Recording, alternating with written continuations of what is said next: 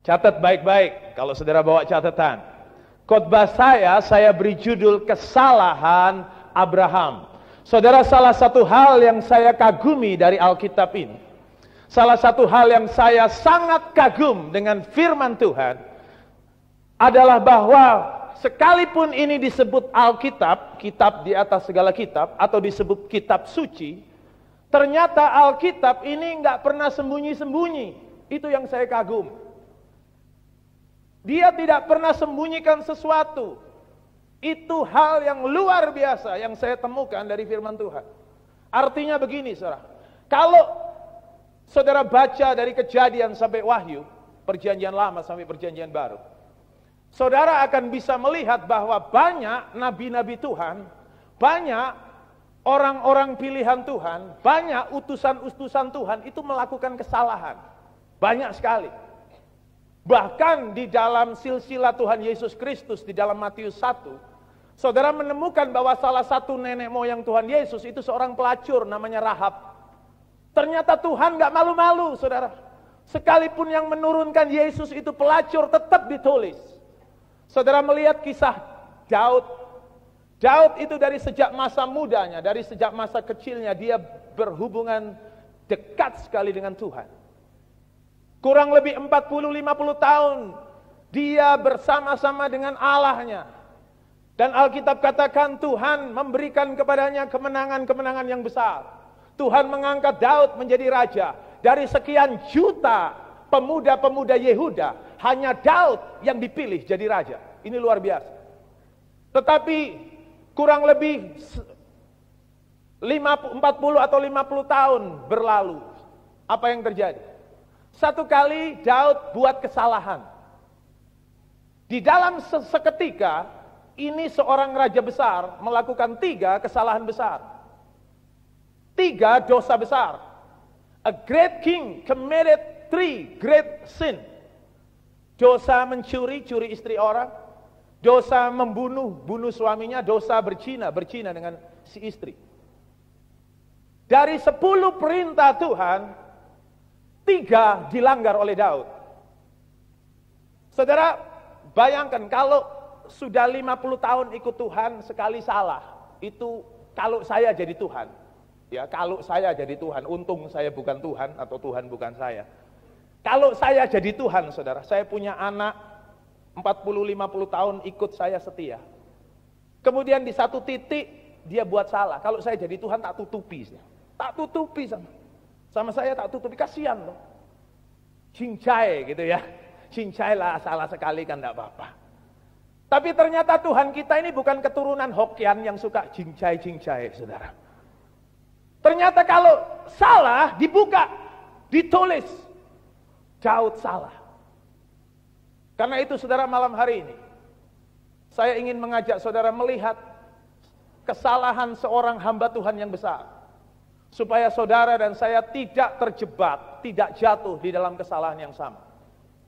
Kesalahan Abraham. Perhatikan baik-baik. Abraham menerima janji Tuhan pada waktu dia umur 75 tahun. Ada di sini bapak, emak, engkong yang umurnya 75 tahun? Angkat tangan. Kalau ada, tidak usah khawatir. Tuhan masih bisa bicara. Tuhan masih bisa berikan janji kepada bapak atau emak atau engkong. Ya. Umur 75 tahun Abraham menerima janji Tuhan. Tetapi kalau saudara perhatikan, membutuhkan waktu 25 tahun. Baru umur 100 tahun janji Tuhan itu digenapi di dalam hidup Abraham. Jadi ada kurun waktu 25 tahun janji Allah itu tertunda. Saudara, kalau saudara pelajari kisah ini, saya mempelajari bersama teman-teman. Saya mengambil kesimpulan bahwa kenapa janji Tuhan itu sampai tertunda 25 tahun? Kenapa? Karena Abraham buat salah. Kalau sekiranya Abraham tidak buat salah, mungkin janji Tuhan itu digenapi cuma 10 tahun atau 12 tahun, mungkin. Karena Abraham buat salah sehingga janji Tuhan itu sampai tertunda 25 tahun. Saudara bandingkan dengan Tuhan Yesus. Tuhan Yesus memulai pelayanan secara publik public ministry itu umur 30 tahun.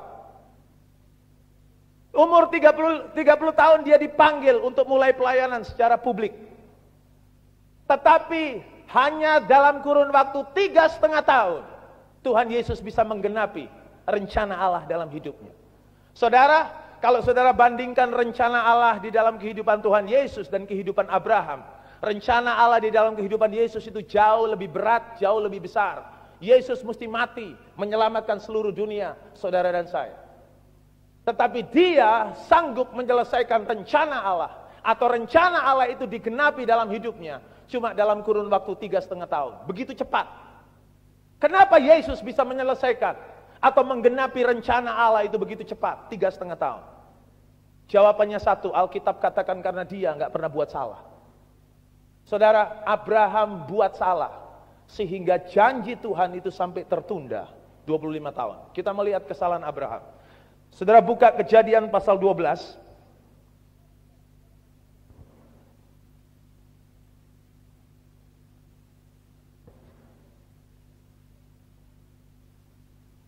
Kita baca mulai ayat yang pertama.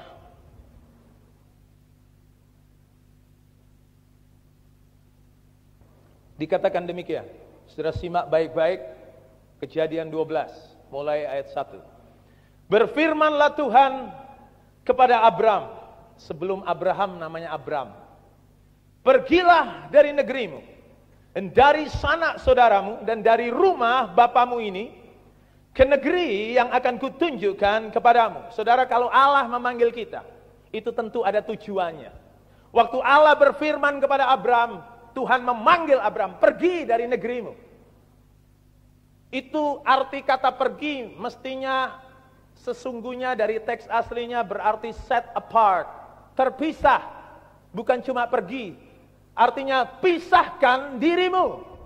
Kekristenan adalah kehidupan yang terpisah, saudara. Kekristenan itu bukan cuma masalah seminggu sekali ke gereja, sing penting kan ke gereja toh. Bukan masalah masuk gereja nyanyi-nyanyi, tepuk tangan sebentar, goyang-goyang, doa, nangis-nangis dikit, dengar firman Tuhan. Bukan, saudara. Saudara bisa masuk seluruh gereja di seluruh dunia, tapi belum menjamin saudara diselamatkan. Saudara bisa salaman dengan seluruh hamba Tuhan yang hebat-hebat, tapi belum tentu saudara diselamatkan. Kekristenan itu bukan masalah masuk gereja atau nggak masuk gereja. Kekristenan itu adalah kehidupan yang terpisah. Terpisah dari dosa, terpisah dari kejahatan, kekotoran, kenajisan, dipisahkan kepada Allah. Murid SOM masih tahu. Kalau kelas salvation itu diajar. Karena itu saudara yang belum ikut SOM cepat-cepat. Supaya ngerti yang disebut kekristenan itu bagaimana. Jadi kalau Allah memanggil kita, dia selalu punya tujuan. Alkitab katakan, ke negeri yang akan kutunjukkan kepadamu. Our God is a God of plan and a God of purpose. Tuhan kita adalah Tuhan yang mempunyai rencana. Dan dia juga punya tujuan. Dan tujuannya adalah baik. Teruskan, ayat 2 dan ayat 3 itu bicara tentang janji Allah atau rencana Allah yang harus digenapi dalam kehidupan Abraham. Saudara perhatikan baik-baik, ini janji atau berkat yang luar biasa. Ayat 2, Aku Tuhan akan membuat engkau menjadi bangsa yang besar dan memberkati engkau serta membuat namamu masyhur. Dan engkau akan menjadi berkat. Aku akan memberkati orang-orang yang memberkati engkau, dan mengutuk orang-orang yang mengutuk engkau, dan olehmu semua kaum, kata kaum berarti bangsa atau tanah, di muka bumi akan mendapat berkat. Saudara, ayat 2 dan ayat 3, di situ saudara menemukan ada 7 berkat, 7 rencana Allah, 7 janji Allah yang harus digenapi dalam kehidupan Abraham. Yang pertama, janji yang pertama, engkau akan menjadi bangsa yang besar. Yang pertama. Yang kedua, aku akan memberkati engkau. Yang ketiga, aku akan membuat namamu masyhur. Yang keempat, engkau sendiri akan jadi berkat. Yang kelima, aku akan memberkati orang-orang yang memberkati engkau. 6, aku akan mengutuk orang-orang yang mengutuk engkau. 7, olehmu segala kaum, segala bangsa, segala tanah di muka bumi akan mendapat berkat. Ada 7 berkat yang luar biasa yang Tuhan janjikan diberikan kepada Abraham. Belum pernah terjadi sebelumnya. Belum pernah diucapkan kepada seorang manusia pun. Belum. Nah saudara, saya percaya hari-hari ini saudara dan saya menerima janji Tuhan. Ada lebih daripada 30.000 janji Allah di dalam firman-Nya. 30,000 promises. Janji untuk pengampunan saudara. Janji untuk keselamatan saudara. Janji untuk berkat. Janji untuk kesembuhan. Janji untuk kelepasan. Janji untuk semua yang saudara butuhkan. Tuhan berikan. Ada 30.000 janji di dalam firman Tuhan. Kalau nggak percaya baca hitungan dewe lah. Saya sih nggak pernah ngitung. Tapi saya percaya ahli-ahli Alkitab yang sudah menyelidiki. Saudara, di satu sisi kita menerima janji Tuhan itu. Artinya kalau kita sakit, janji Tuhan berkata oleh bilur-bilur Tuhan Yesus, engkau sudah sembuh. Kalau kita terikat, janji Tuhan berkata, engkau akan mengenal kebenaran, kebenaran akan memerdekakan kamu, membebaskan kamu. Kalau ada di antara saudara, keluarganya belum diselamatkan, Tuhan berjanji, engkau dan seisi rumahmu akan diselamatkan. Ada janji Allah yang luar biasa di dalam firman Tuhan ini. Tetapi masalahnya begini saudara. Di satu sisi kita menerima janji Allah. Yang sakit sembuh, yang kekurangan diberkati, yang sedih dihibur, yang terikat lepas dan lain sebagainya. Di satu sisi kita menerima janji Tuhan. Di sisi lain yang menjadi pertanyaan adalah bagaimana janji Allah ini bisa digenapi dalam hidup kita? Kapan waktunya janji Allah bisa terjadi dalam hidup kita? Nah ini pertanyaan universal di seluruh dunia. Seluruh orang-orang percaya pasti punya pertanyaan ini. Di satu sisi kita menerima janji Allah. Suami kita balik, anak-anak kita jadi baik. Keluarga kita diberkati. Yang sakit sembuh dan lain sebagainya. Janji Allah. Tapi di sisi lain, bagaimana caranya janji Allah ini digenapi? Kapan waktunya janji Allah ini digenapi? Saudara, yang saya mau katakan begini. Kalau Tuhan berfirman, Dia pasti melaksanakannya. Tinggal masalah waktu. Waktu Tuhan berkata kepada Abraham, engkau akan menjadi bangsa yang besar. Itu Tuhan sungguh-sungguh dengan perkataan. Pasti Abraham jadi bangsa yang besar.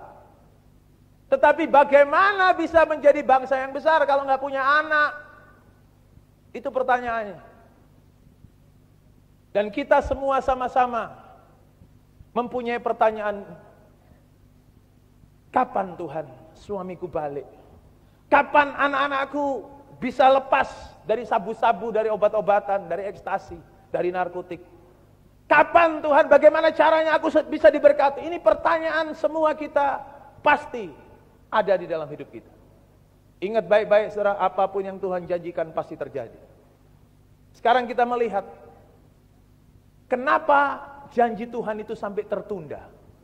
Sampai terulur begitu lama, nggak bisa digenapi. Karena Abraham buat salah. Kesalahan Abraham yang pertama, di ayat yang keempat, coba perhatikan. Kejadian 12 ayat 4.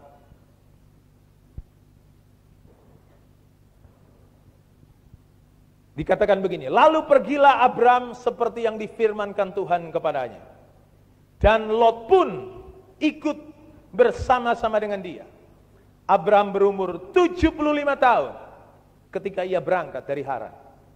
Saudara, kesalahan Abraham yang pertama ada di ayat yang keempat. Alkitab mengatakan lalu pergilah Abraham. Pergi ini benar, Tuhan suruh pergi, dia pergi. Tetapi kesalahan Abraham adalah Alkitab mengatakan dan Lot pun ikut bersama-sama dengan dia. Kesalahan Abraham yang pertama adalah Abraham mengizinkan Lot itu ikut bersama-sama dengan dia. Ini salah. Saudara perhatikan, Tuhan tidak pernah menyuruh Abraham ngajak Lot, nggak pernah. Mungkin ada saudara yang tanya, mosok gitu wae salah rek, iya kan? Ini coro Surabaya. Masa ngajak Lot aja keliru? Ingat baik-baik, Tuhan nggak pernah suruh Abraham ngajak Lot, nggak pernah. Saudara, kita mundur sedikit. Karena itu kalau baca Alkitab diperhatikan benar-benar. Ayat yang pertama, Kejadian 12. Saudara lihat di situ bahwa Tuhan gak pernah suruh Abraham ngajak Lot. Gak pernah. Dikatakan begini, pergilah dari negerimu, dan dari sanak saudaramu, dan dari rumah bapakmu. Suruh pergi. Suruh pisahkan diri dari sanak saudara, dari rumah bapak, dari negerimu. Pergi. Artinya gak boleh ngajak siapa-siapa. Lot harus ditinggal. Lot itu sanak saudara. Kesalahan Abraham yang pertama adalah dia ngajak Lot. Mari kita cek hidup kita, saudara. Kenapa kita belum diberkati? Kenapa doa-doa kita belum dijawab? Kenapa penyakit kita belum sembuh? Kenapa suami kita masih hilang? Kenapa anak-anak kita masih rusak? Kenapa kebutuhan kita belum dicukupi? Kenapa jodoh kok belum datang-datang? Kenapa? Mungkin, saudara, karena kita masih izinkan Lot itu mengikuti kita. Sedikit informasi tentang Lot. Saudara tahu siapa Lot? Lot adalah keponakan Abram. Jadi Abram itu 3 bersaudara. Abram, Nahor sama Haran, 3 bersaudara. Nah, Haran, saudara Abram ini punya anak namanya Lot. Berarti Lot adalah keponakan dari Abram. Tapi perhatikan, kalau saudara lihat pasal yang ke-11 ayat 27 sampai 32, saudara bisa mengerti di situ. Bahwa Lot adalah keponakan Abram. Tetapi begini, saudara. Lot atau bapaknya Lot yang namanya Haran ini sudah mati. Secara rohani, Lot adalah gambaran orang Kristen yang gak punya hubungan dengan bapaknya, itu Lot. Hubungannya sudah mati. Kristen masuk gereja, doa, baca firman, ikut nyanyi, tapi gak punya hubungan dengan bapaknya. Ada model-model kayak gini. Bicara Kristen turunan, Kristen asal-asalan. Kenapa saya bisa katakan begitu? Karena saya kayak gitu dulu. Saya dari kecil Kristen, saudara. Tapi gak mengerti Kristen yang sejati itu yang seperti apa.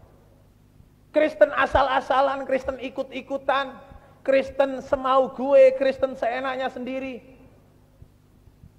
Itu adalah gambaran pertama dari Lot. Saudara, Tuhan tidak bisa menggenapi rencananya dalam hidup Abraham selama mentalitas Lot yang seperti itu menempel hidup Abraham. Enggak bisa.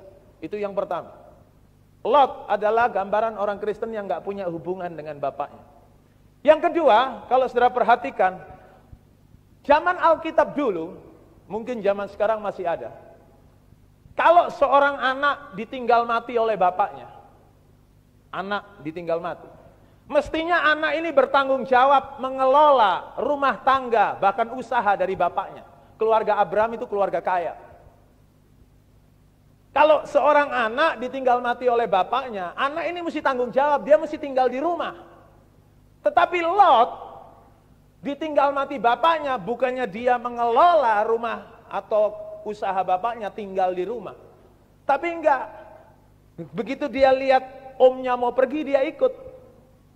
Ini Lot ini adalah gambaran orang Kristen yang suka ngeluyur, saudara. Nggak seneng tinggal di rumah, tapi suka keluyuran. Ada di sini. Kalau saudara suka keluyuran malam, lebih baik bertobat daripada saudara nggak terima berkat. Suka ngeluyur, nggak seneng tinggal di rumah, nggak seneng. Ngelihat temennya ngeluyur, ngelihat omnya ngeluyur, ikut melok-melok. Model-model Kristen kayak gini, jangan harap saudara bisa menerima janji Tuhan itu digenapi dalam waktu singkat. Itu Lot. Kalau malam bukannya berdoa, baca Alkitab, sumpek aku, terutama yang kos. Ayo ada yang kos?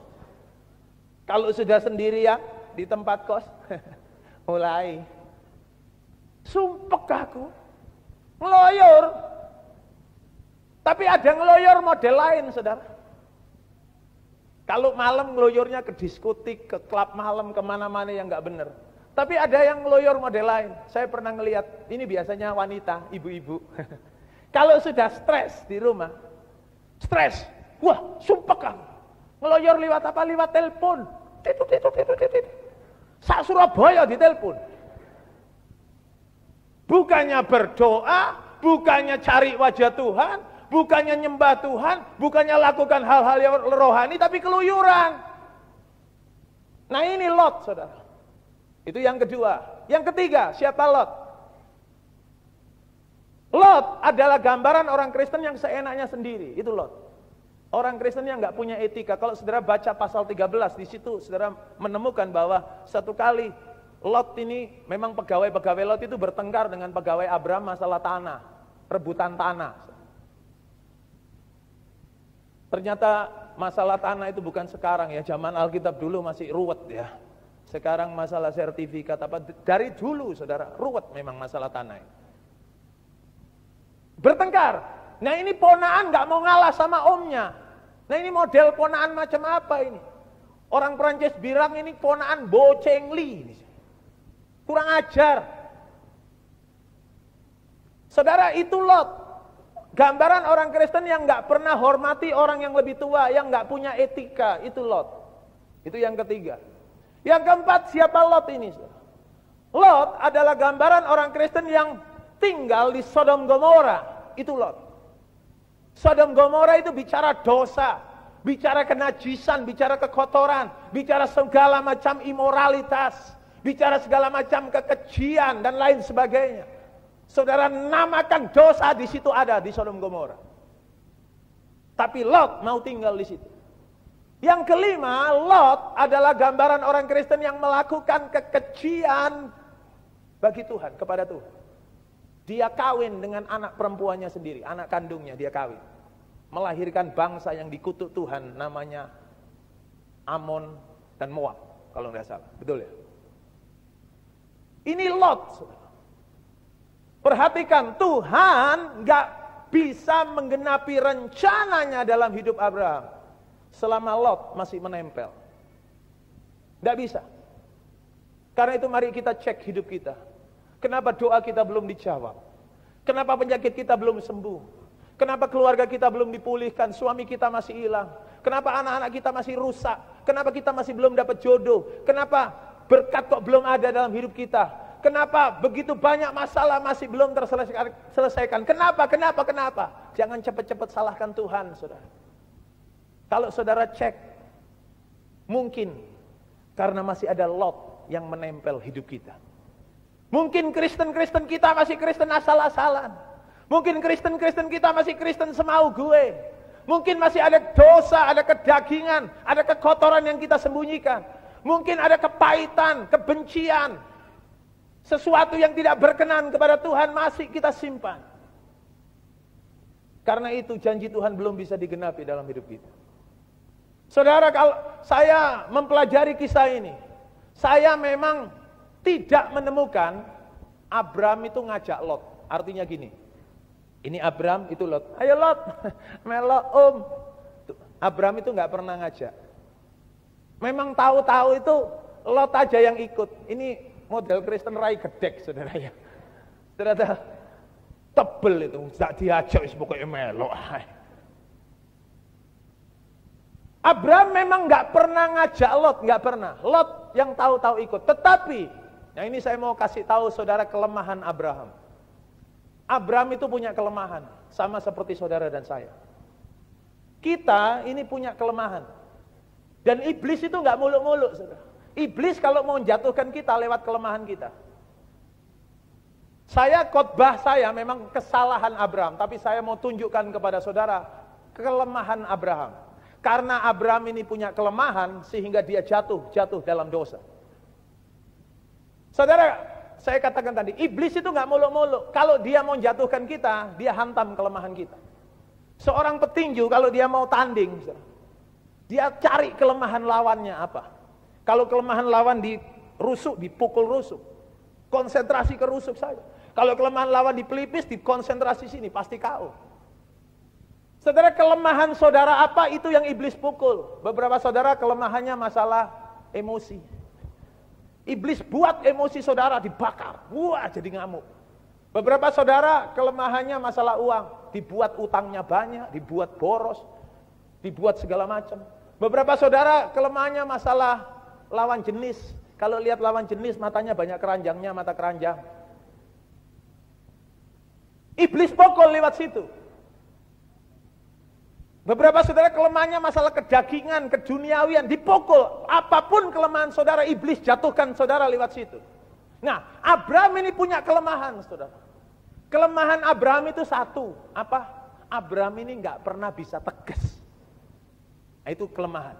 Nanti saya buktikan.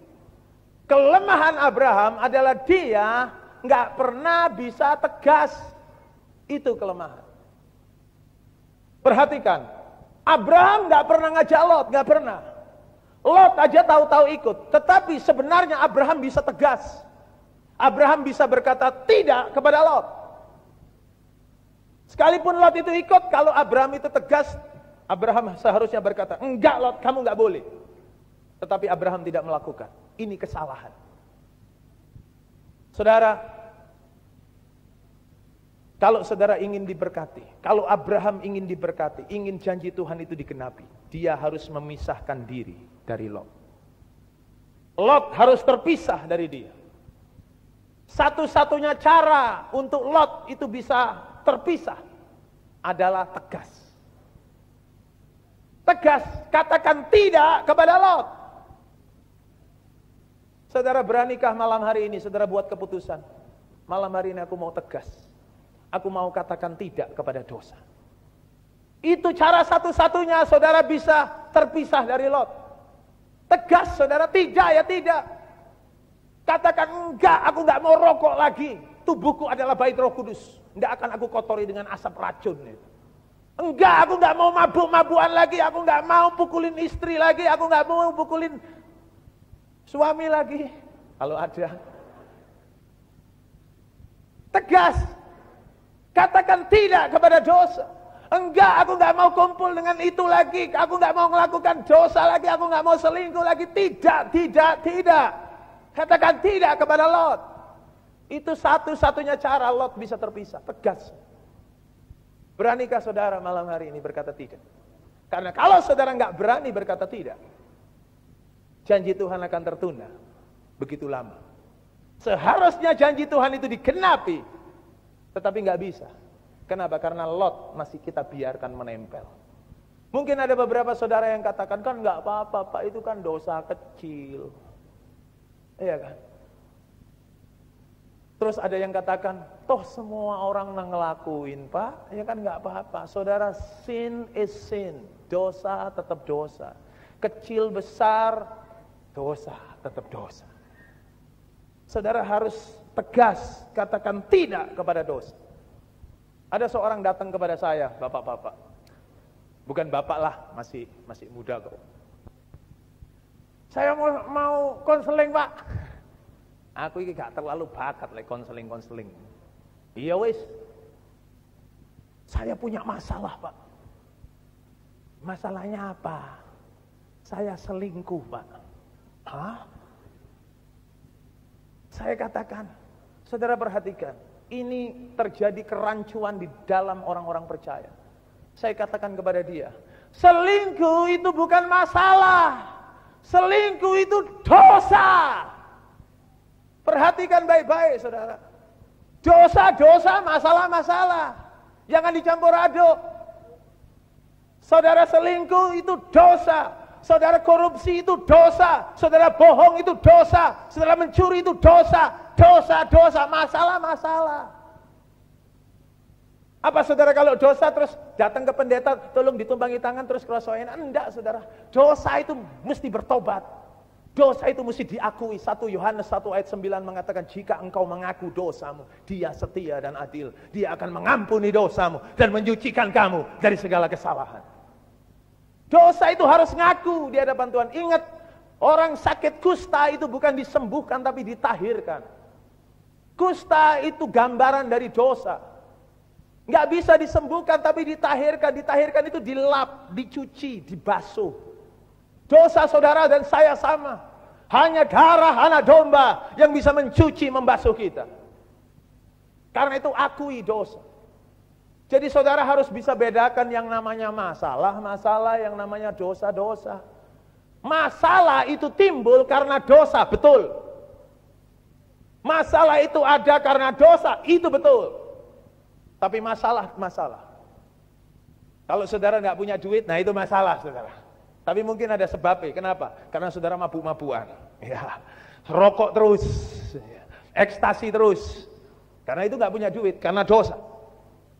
Jadi bedakan. Nah, Abraham kelemahannya dia nggak bisa tegas, nggak berani berkata tidak. Malam ini saya ajak saudara, ayo kita mulai berani mengatakan kata-kata yang paling gampang dikatakan tetapi paling tidak pernah dikatakan oleh orang percaya. Kata-kata tidak adalah kata-kata yang paling mudah tapi paling gak pernah dikatakan oleh kita. Kita masih sering toleransi. Saudara, selama dosa menempel hidup kita, selama Lot menempel hidup kita, janji Tuhan gak bakalan digenapi, gak bakalan terjadi. Mungkin digenapi tapi belum total, belum tuntas. Mungkin terjadi doa kita dijawab tapi belum menyeluruh. Tegas, katakan tidak kepada dosa, kepada Lot. Juga saudara harus tegas, saudara harus berkata tidak bukan cuma kepada dosa. Di dalam hidup ini saudara juga harus berkata tidak. Saya diberi kesempatan, kehormatan oleh gereja untuk membina anak-anak muda. Jadi rekan-rekan yang di bawah saya itu dewasa muda, itu umur 24 sampai 34 tahun. Yang sudah lulus sekolah, pasangan muda yang sudah bekerja. Pemuda itu yang mahasiswa, university student. Remaja, SMP, SMA, sekolah minggu, anak-anak. Itu di bawah saya, saudara. Nah, jemaat saya paling banyak sekolah minggu. Kalau kumpul semua 5.000, saudara. Ya, sak susteri. Susteri kehitung, saudara. Nah, apa yang terjadi, saudara? Ada seorang rekan wanita datang kepada saya. Saya dipanggil ku, saudara. Kalau saudara panggil saya, panggil ku ayo cok pak, cepet tuwe, gak enak. Dia ngomong, ku, ini ada laki-laki ku, aku didatangi terus. Istilahnya naksir gitu, yang laki naksir sama yang wanita. Terus saya tanya, lo kamu seneng gak? Gak seneng kok. Dia ngomong atau betul gak? Ngomong gak seneng ya gak seneng. Waduh, loh ya apa sih? Kok waduh? Kalau kamu gak seneng, artinya kalau dia gak seneng tegas gitu loh. Kalau enggak ya enggak, betul gak? Kalau enggak ya enggak, tegas ngomong. Gak seneng ya gak seneng, tapi ngomong baik-baik, jangan serampangan, kasihan. Gak berani ngomong, loh ya apa sih? Disuruh tegas gak berani tegas. Ngomong baik-baik gak bisa. Ngomong gak bisa. Loh kenapa? Gak enak saben hari dikasih lumpia. Wah! Wes buyar. Gara-gara lumpia. Nah, ini repot, saudara. Ini ada, mungkin di sini ada. Yang wanita zaman sekarang cowok-cowok itu pinter-pinter. Dia pi terus. Masih gak seneng suwe-suwe ambruk, saudara. Tiap hari saya batin, gak blenger tak lumpia terus. Dia ngerti, dia ngomong, ndak kadang-kadang bakcang. Oh ya wes.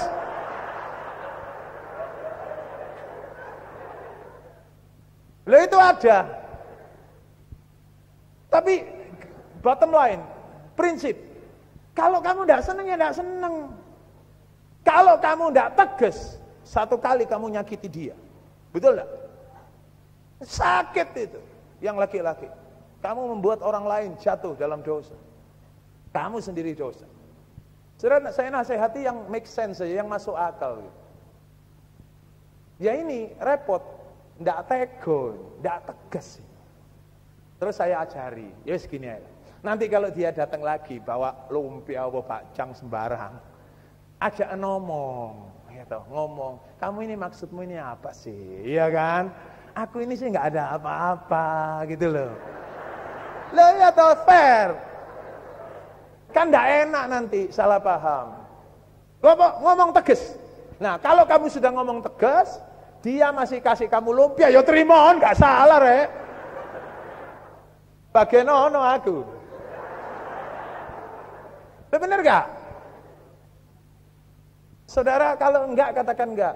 Ayo yang wanita-wanita, mesti berani katakan tidak. Siapapun cowok yang ngejar saudara, enggak peduli seberapa, kalau saudara enggak senang ya ngomong enggak toh.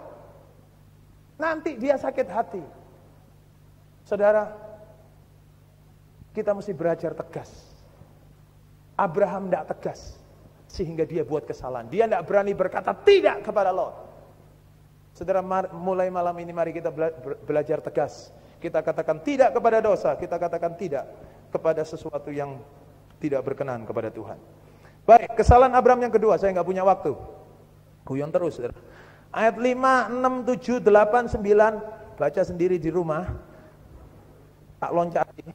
Itu Abraham sudah sampai di tanah perjanjian.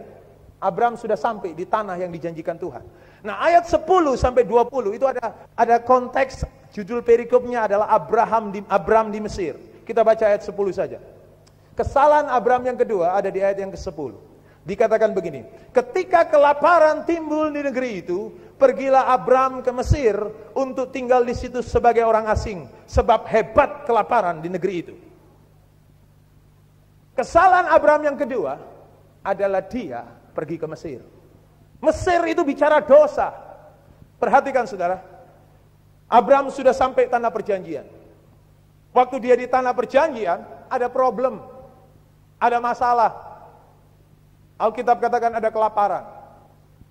Saudara, sebagai orang Kristen, sebagai orang percaya, saudara akan berhadapan dengan masalah, pasti. Kalau ada hamba Tuhan yang pernah mengatakan kepada saudara begini, "Oi, jadi orang Kristen itu enak, tidak ada masalah." Saudara, kalau ada yang pernah ngomong gitu sama saudara, saya sebagai hamba Tuhan, mewakili seluruh hamba Tuhan, minta maaf. Kalau ada hamba Tuhan yang ngomong gini, "Kalau kamu jadi Kristen ikut Tuhan, enak, semua karpet merah, semua dijamin, jalan tol semua."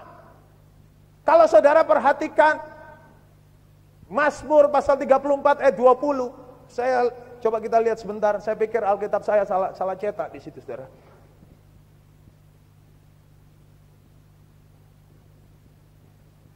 Mazmur 34 ayat 20. Saudara melihat di situ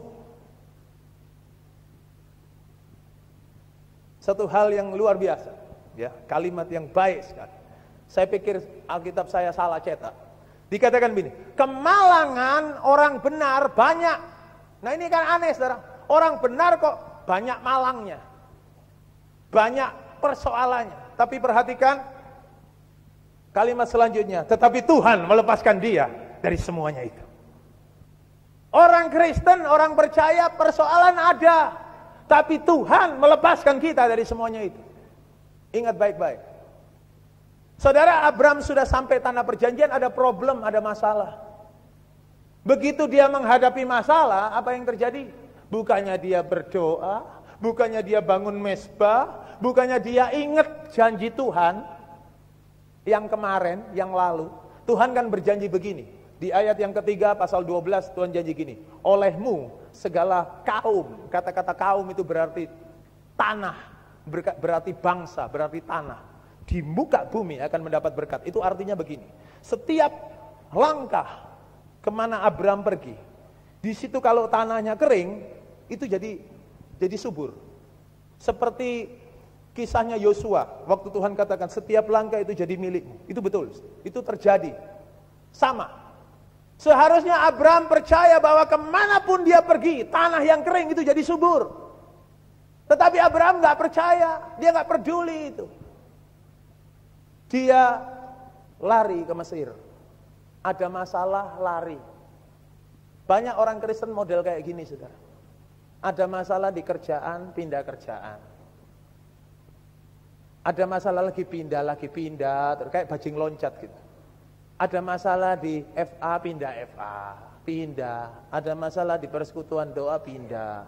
Ada masalah di gereja, pindah gereja. Podo ae sami mawon. Di mana-mana itu ada masalah, saudara.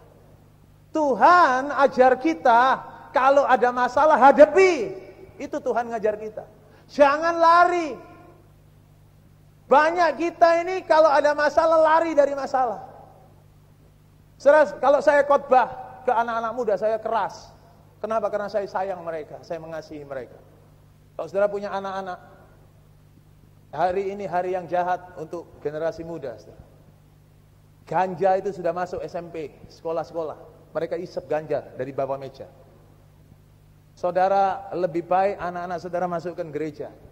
Tidak peduli motivasi pertamanya bagaimana, sudah paksaan, kasih ono duit 10.000 lah atau berapa, masuk no gereja. Memang tidak jadi jaminan, tapi paling tidak ada balance gitu, ada keseimbangan.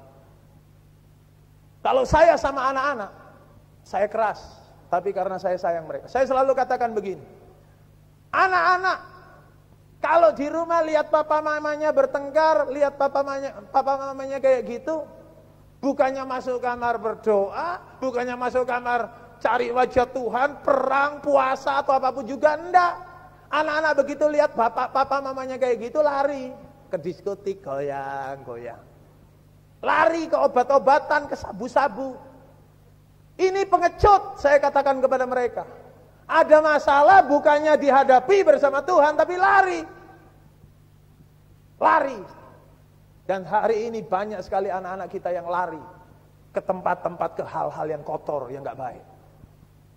Kecewa, sakit hati, dendam, marah, pahit, lari. Mungkin ada bapak, ibu, saudara, begitu kena masalah, di kantor, di mana ada masalah, mulai lari ngerokok. Apa salahnya rokok sih om? Saya suka ditanya gitu. Apa salahnya rokok? Saudara, tubuh kita ini bait Roh Kudus. Roh Allah ada di dalam kita. Jangan kotorin dengan sampah-sampah, racun-racun, asap itu. Terlalu mulia Roh Allah yang ada di dalam kita.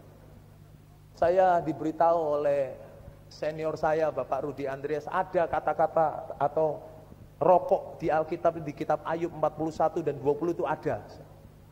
Tuhan murka sama rokok. Ada juga yang datang kepada saya gini, Klek, memang rokok itu enggak boleh. Kok Tuhan buat tembakau? Aneh. Nah, ini model-model pertanyaan kayak gini ini dikatakan bagi orang-orang yang suka ngerokok, yang enggak mau lepas. Saya kasih tahu saudara, Alkitab katakan semua yang diciptakan Tuhan itu baik. Tembakau itu diciptakan untuk obat, bukan buat rokok. Tapi musuh setan berhasil putar segala sesuatu untuk menghancurkan manusia. Saudara, jangan lari. Ada masalah lari minum mabuk. Ada masalah lari pukulin orang, pukulin istri, pukulin anak. Itu pengecut. Kalau ada masalah, hadapi masalah. Bersama Yesus engkau menang. Alkitab katakan lebih besar Dia yang ada di dalam kita daripada Dia yang di luar kita. Kalau Allah di pihak kita, siapa yang lawan kita? Gak ada. Hadapi. Jangan lari. Lari itu pengecut. Hadapi. Sekalipun saudara mesti menangis, saudara harus mengerang, keluarkan air mata, tapi hadapi, jangan lari. Kesalahan Abraham, dia lari ke Mesir. Mesir itu bicara dosa, dan kalau saudara baca konteks ayat 10 sampai 20, di Mesir Abraham buat salah lagi. Waktu itu dia gandengan sama istrinya. Halo sayang, istri. Terus tahu-tahu dia ngomong gitu. Sarah, nanti ya, ini istri. Nanti kalau ditanya orang, kamu enggak takoin istriku, kamu adikku aja, saudara. Kan aneh. Ayo suami istri jalan-jalan Tunjungan Plaza. Terus waktu jalan-jalan terus suaminya berhenti. Mah, nanti kalau dilihat orang kamu takoni adik ayo, apa enggak merongkol saudara istrinya. Benar enggak? Sakit loh. Istri diakoni adik. Abraham buat salah lagi. Saudara, seorang hamba Tuhan di China, di Tiongkok. Tahun 70 dia masih muda. Dia ngelayani Tuhan. Dia bagi traktat, bagi Alkitab gereja bawah tanah. Tahun 70. Tahun 70 itu juga Dia tunangan dengan seorang wanita Kristen, gadis Kristen, temannya. Tahun-tahun itu komunis gencar sekali membantai orang-orang Kristen, membakar gereja. Pokoknya kekristenan sangat ditekan tahun-tahun 70-an. Tahun 70 waktu dia ngelayani Tuhan, dia tunangan sama seorang gadis Kristen, temannya dia. Seminggu sesudah dia tunangan, 1 minggu sesudah dia tunangan, dia ditangkap komunis. Dia ditangkap komunis, dimasukkan penjara, disiksa. Tujuannya satu, sangkal Yesus, titik. Kalau kamu nyangkal Yesus, bebas. Tahun 70, seminggu sesudah dia tunangan, ditangkap polisi, dimasukkan penjara, nggak lama, cuma 20 tahun. Nggak suwe, saudara. Disiksa, dikatakan setiap hari atau hampir setiap hari disiksa. Disiksanya nggak macam-macam, saudara. Pagi siang dicambukin, digebukin, ditendangin, minta maaf, dikencingi. Kejam sekali siksaan. Tujuannya satu, sangkal Yesus. Kalau sangkal Yesus bebas. Saudara, dia berkata begini, ada waktunya sesudah disiksa sepanjang pagi siang. Siksa sepanjang pagi siang, sore dibalikkan ke sel. Capek, ngantuk, bingung, sakit, semua campur aduk. Mau tidur gak bisa tidur. Kenapa? Ini loh bekas cambuan ini loh. Kalau tidur perih, saudara. Mau tidur gini, mau tidur gini, perih. Jadi tidurnya sambil berdiri atau duduk, kejam sekali. Siksaan. Suruh nyangkal Yesus. Saudara, sebulan disiksa, kuat. 2 bulan sih kuat, 3 bulan kuat, 4 bulan, 5 bulan, 6 bulan. Lama-lama yo remek, saudara, 20 tahun nih. Lama-lama remuk dia.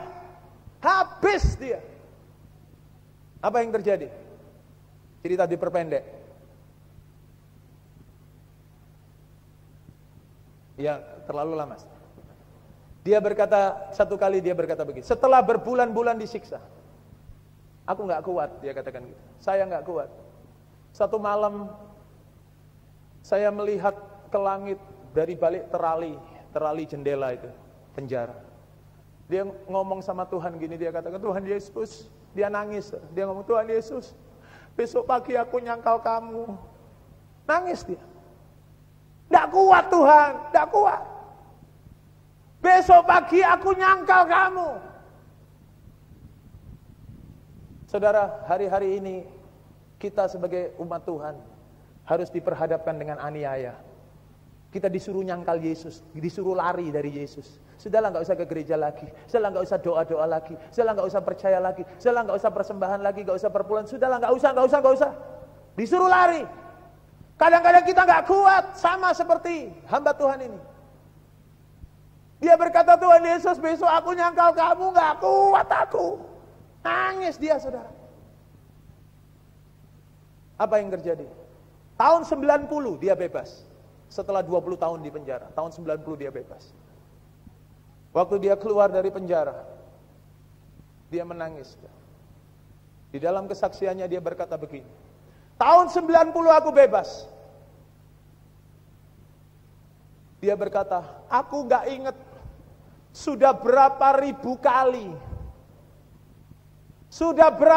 kali aku katakan kepada Tuhan, Tuhan Yesus, besok aku nyangkal kamu, besok aku nyangkal kamu. Sudah ribuan kali dia katakan itu. Tetapi sampai dia bebas tahun 90, mulutnya tetap tertutup, tidak sekalipun dia menyangkal Yesus. Enggak. Ini yang namanya mujizat. Ini yang namanya kemurahan Allah. Ini yang namanya kasih karunia Allah. Di mana pada saat kita nggak mampu, Dia yang memampukan kita. Saudara, kadang-kadang dalam hidup saudara dan saya sama. Kadang-kadang kita sudah nggak kuat. Kadang-kadang kita sudah nggak mampu. Tapi Dia memampukan kita. Untuk kita terus berdoa. Untuk kita terus berharap. Untuk kita terus percaya. Untuk kita terus melayani. Tahun 90, ceritanya belum selesai. Tahun 90 dia bebas. Waktu dia lihat keluar dari penjara, dia nangis, saudara. Tubuhnya habis, tapi rohnya kuat. Dia pulang ke rumahnya. Dia buka pintu rumahnya. Waktu dia buka pintu rumahnya, dia melihat mujizat yang kedua. Dia lihat tunangannya masih nunggu 20 tahun. Hari itu mereka menikah. Menikah di tengah air mata. 20 tahun Tuhan jaga yang laki, Tuhan jaga yang wanita. Saudara, zaman sekarang, saudara, kalau ada wanita nunggu 20 tahun, aduh, 2 bulan setengah wis gelibet karepe dhewe. Nunggu 20 tahun ini wanita macam apa? Kalau bukan Tuhan ya nggak mungkin. Karena itu kalau saudara masih single, tanggal 5 dan 6 Oktober ada seminar. Seminar ini baik sekali. Menuntun saudara untuk saudara mengerti, ya, tahu bagaimana sesuai firman Tuhan saudara mendapatkan pasangan yang dari Tuhan. Bahkan acara itu akan ada perkenalan, saudara. Kan tapi yang single aja loh, kalau yang sudah double gak usah. Yang gak usah malu-malu, saudara. Saya dengar pendaftarnya sudah banyak, tapi kok kebanyakan wanita. Kan aneh, saudara. Yang laki mana? Kadang-kadang laki ini gengsi. Ayo gak usah gengsi-gengsi. Kayak apa gengsi? Nggak kawin-kawin. Oh iya toh? Gengsi tapi nggak kawin-kawin. Buat apa? Sudahlah, mari kita merendahkan diri. Datang ke seminar. Amin.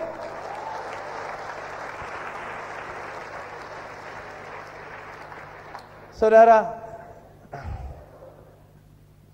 ayo cepat-cepat. Kesalahan yang kedua, Abraham lari. Karena itu jangan lari, saudara. Jangan sampai saudara lari, hadapi. Apapun masalahnya, hadapi. 20 tahun hamba Tuhan ini harus menghadapi problem, tapi dia hadapi, dia enggak lari. Dan Tuhan tunjukkan kesetiaannya. Kesalahan Abraham yang ketiga. Cepat. Ini yang terakhir, paling akhir. Sampai mana tadi? Kejadian 16. Mumpung gak ono Pak Alex, saudara.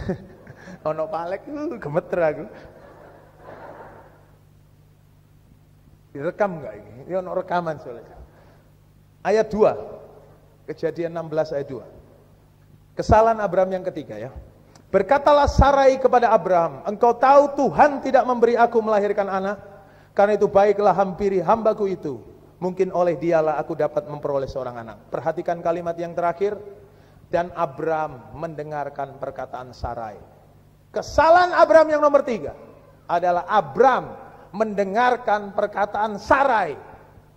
Jangan salah paham dengan saya bapak-bapak. Nanti sampai di rumah, oh enak sekarang, aku gak perlu mendengarkan perkataan istriku lagi. Pendeta sih ngomong, oh mati aku, dikepruk ibu-ibu aku. Saudara, yang dimaksud adalah Abraham itu lebih mendengarkan perkataan manusia daripada dia mendengarkan perkataan Tuhan. Ini kesalahan. Banyak dari kita melakukan kesalahan ini. Di satu sisi kita sudah menerima janji Tuhan. Di satu sisi kita menerima firman Tuhan. Tetapi ada selentingan, ada suara lain. Dan kita lebih mendengar suara ini. Saudara, hari-hari ini, saya perpendek sekali. Hari-hari ini begitu banyak suara yang kita dengar. Kalau itu suara dari luar, nggak peduli lah. Kalau suara dari luar, dari orang lain nggak peduli. Kadang-kadang suara yang menyedihkan itu suara dari dalam kita. Suara yang mengatakan begini, walah kamu, sudahlah Tuhan itu tidak bisa ngampuni kamu. Gitu loh. Sudahlah kamu itu memang sudah rusak, rusak. Menurut guamnya, primbon, kamu ini sial. Sudahlah modelmu, potonganmu, jahitanmu, obrasanmu gak cocok jadi orang Kristen. Itu suara-suara yang selalu terngiang dalam diri kita. Itu suara setan. Saya kasih tahu. Ya ini paling gampang. Kalau saudara itu orang benar, kalau saudara ini orang benar, kalau orang benar itu jatuh dalam dosa. Kalau kita ini orang benar jatuh dalam dosa, mesti kerasa gak enak, saudara. Betul enggak? Kalau saudara orang benar berdosa, jatuh, mesti kerasa gak enak. Kalau saudara enggak kerasa, itu berarti saudara bukan orang benar, memang sudah hidup dalam dosa, jadi kebal. Kalau saudara orang benar, begitu jatuh dalam dosa, mesti kerasa. dek gitu. Kemudian sesudah saudara kerasa itu ada dua suara. Ada dua suara. Suara yang pertama itu mengatakan gini, kamu tuh jatuh lagi. Sudahlah, gak usah gereja-gerejaan. Sudahlah, gak usah doa-doa, ngapain kamu? Percuma kamu tidak mungkin bisa sembuh lah, tidak mungkin bisa diberkati. Percuma kamu ini sudahlah, memang Tuhan itu tidak sayang sama kamu. Itu suara pertama nuduh. Percuma loh, kamu kan kemarin dosa, bertobat, sekarang dosa. Ya percuma lah. Itu suara pertama. Itu suara yang menuduh kita. Condemnation, tuduhan. Itu suara setan, saudara, saya katakan. Jangan dengar. Itu suara pertama. Suara kedua, orang barat bilang still small voice. Suara yang kecil tapi tetap ada. Suara kedua itu ngomong gini, tapi dia kecil sekali. Suara kedua ngomong gini, kamu jatuh toh, ayo balik. Ayo minta ampun, ayo bertobat. Ayo, Tuhan kasih kesempatan kamu lagi. Ayo, coba lagi. Ayo. Itu suara kedua itu ada. Tapi menyedihkan sekali, kita lebih dengar suara yang pertama dari suara yang kedua. Sehingga hidup kita gak bisa pulih. Kita tetap jadi orang Kristen, tapi bawa dosa kemana-mana. Ini yang menyebabkan Tuhan gak bisa menggenapi rencana. Karena itu saudara, hari ini jangan dengar suara yang lain, dengar suara Tuhan. Oleh bilur-bilur Tuhan Yesus engkau dibasuh, engkau dibersihkan, bahkan engkau disembuhkan. Saudara, ayat yang paling akhir, paling akhir, pasal 21, saya lompati agak banyak.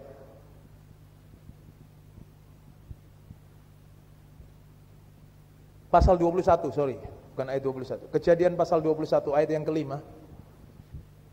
Adapun Abraham berumur 100 tahun ketika Ishak anaknya lahir baginya. 100 tahun.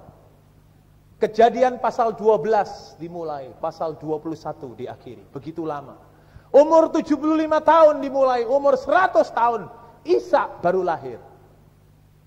Saudara, 25 tahun menunggu, wasting time. Kenapa? Karena Abraham buat salah. Malam hari ini kita belajar paling tidak ada 3 kesalahan Abraham. Saudara dan saya jangan sampai kita jatuh di dalam kesalahan yang sama. Supaya janji Tuhan itu tidak tertunda begitu lama. Mari kita bangkit berdiri, kita berdoa.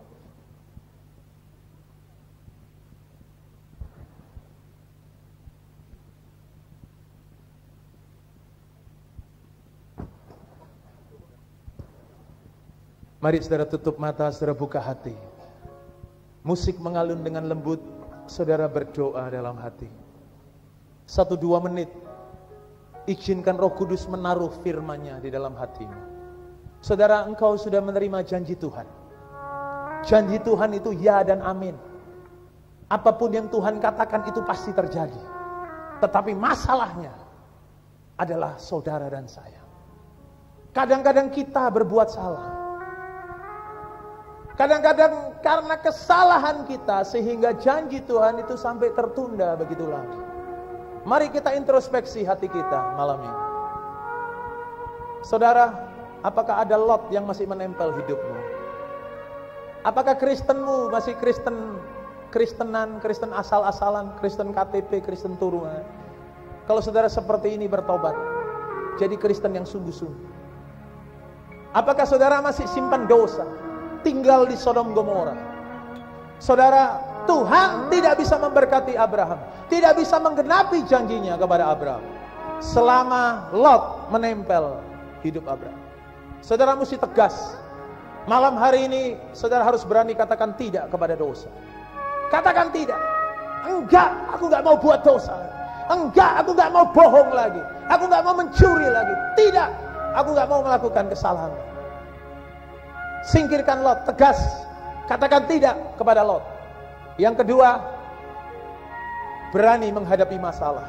Di dalam hidup kekristenan saudara, saudara akan berhadapan dengan masalah-masalah. Jangan lari, hadapi. Alkitab katakan kalau Allah di pihak kita, siapa yang lawan kita? Enggak ada. Hadapi. Tuhan menjanjikan kemenangan atas saudara. Jangan lari. Yang ketiga, jangan dengar apa kata orang, dengar apa kata Tuhan. Jangan dengar suara dari dagingmu, dengar suara Tuhan. Kalau saudara lakukan hal seperti yang firman Tuhan katakan tadi. Tidak jatuh di dalam kesalahan Abraham. Saya percaya janji Tuhan akan digenapi. Kalau saudara rindu sungguh-sungguh firman Tuhan, saudara mau menanggapi firman Tuhan di dalam hati, di dalam hidup saudara, saudara ingin janji Tuhan itu secepatnya terjadi digenapi. Kalau saudara yang sungguh-sungguh saja, kalau saudara sungguh-sungguh, angkat tangan kananmu ke atas, taruh tangan kirimu di dada. Iblis sangat membenci posisi seperti ini. Angkat tangan kanan ke atas, taruh tangan kiri di dada. Iblis gak senang kalau saudara melakukan ini. Tangan kanan ke atas berarti saudara berserah kepada Tuhan. Tangan kiri di dada, saudara percaya kepada Tuhan. Saudara mulai bertobat. Singkirkan Lot. Katakan tidak kepada Lot. Oh haleluya.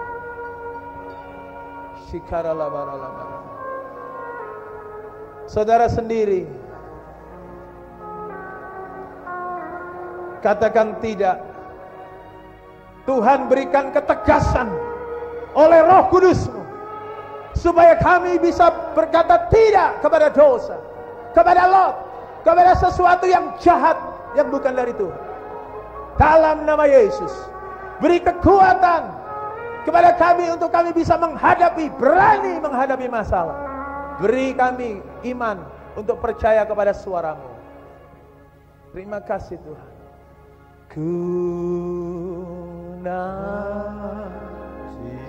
Jadikan pujian ini doa saudara. Janji Allah digenapi dalamku. Harapkan.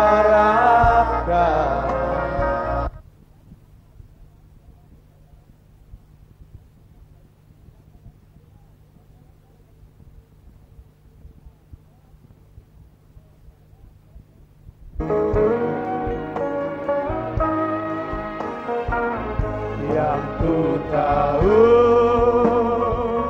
Dia sediakan seturut firman-Nya, haleluya, bagi kemuliaan